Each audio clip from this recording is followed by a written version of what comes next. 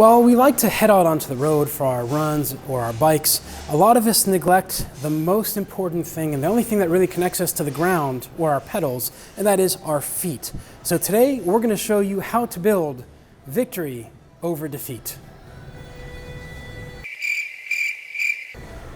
You heard it here first. Let's get into the video.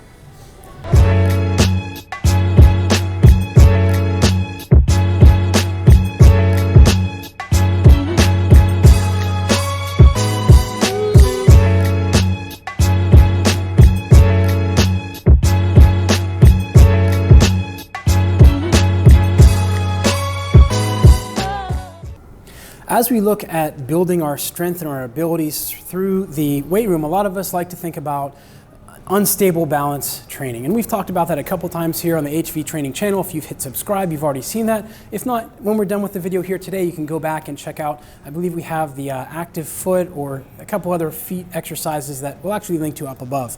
Now, what we're gonna look at today is the ankle and how that's gonna interact and impact the knee. So in order to do this exercise, we do wanna be sitting down.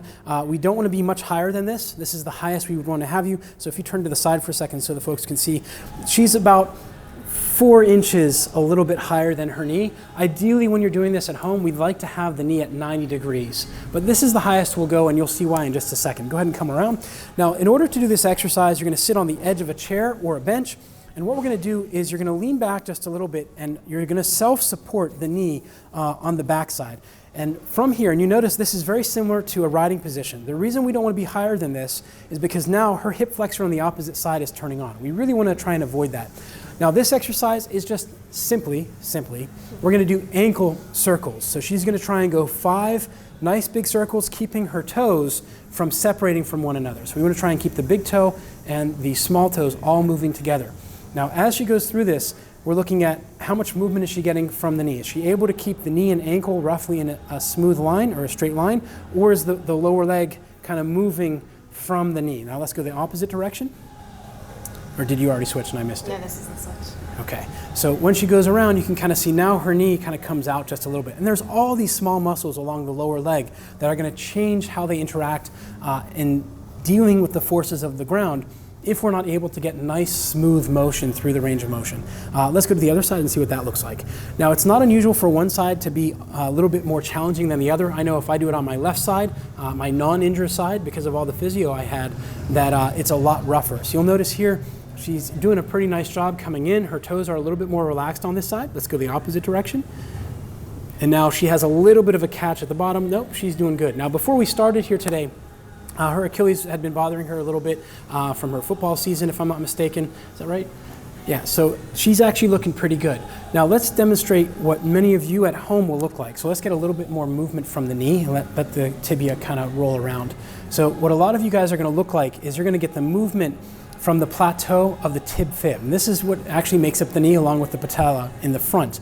Now what that's gonna do is tell you that when you do this exercise, your ankle is not working as we would like it to. So maybe there's a loss of strength through that range of motion. Maybe you've lost the ability of the lower leg muscles because they've just been overpowered, or because your hips and your core, again, everything between your neck, your elbows, and your knees are not up to par. This is a big red flag for knee, hip, and ankle injuries. Let's go ahead and try the other side, and let's show an even bigger, let's get a little bit of a hip involvement on that side. So a lot of cyclists I see actually look like this, where they're trying to get a little bit with the ankle. They're trying to get through the ankle, but it's all hip dominant. This is a really big, again, red flag, and we'll go the other way just to try it.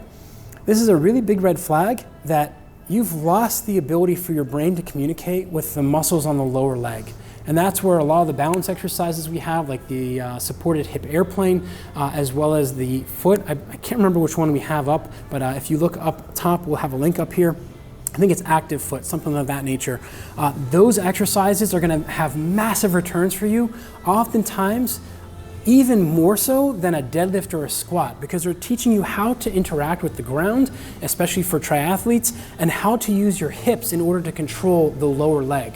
And for cyclists, that's really important. Now that doesn't mean we're gonna stop what we're doing and only do these exercises. And I talk about this in the Strength Training for Cyclists certification, which opens in the spring and fall, where we go in through the exact 70+ progressions and regressions, and we go over some small exercises like this and how to place them in your workout routine. So if you're interested in that, you can check out the link down below. But for today, how did you do? Did the bottom of your foot cramp? Yours did not, right? Usually we can tell. But some folks, when they come down around, that big toe muscle just goes, and they go, oh my God, I can't.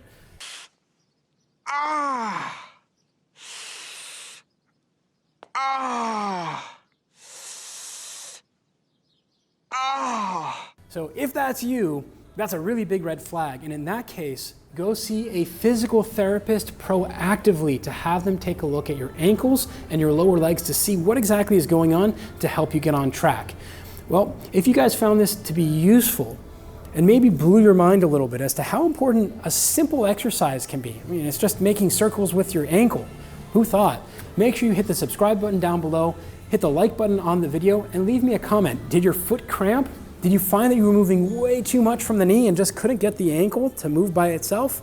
Let me know, and until next time, remember, train smarter, not harder, because it is all about you.